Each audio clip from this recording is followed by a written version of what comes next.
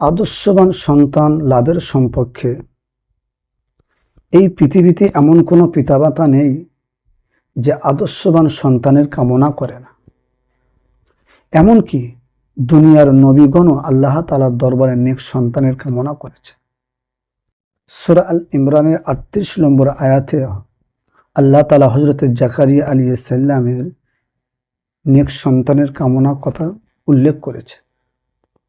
তিনি এই দোয়া পাঠ করতেন, রব্বি হাবলি মিন লাদুনকা যুররিয়াতান তাইয়্যিবাতান ইন্নাকা সামিউদ দুআ।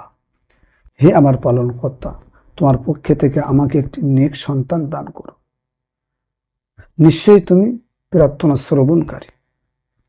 তাই নেক সন্তান হল আল্লাহ তাআলার বিশেষ একটি দান।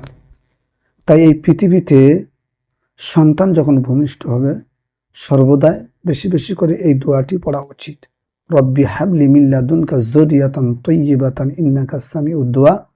এই ভিডিওটা আমরা বেশি বেশি শেয়ার করি, আমল করার তৌফিক দান করুক।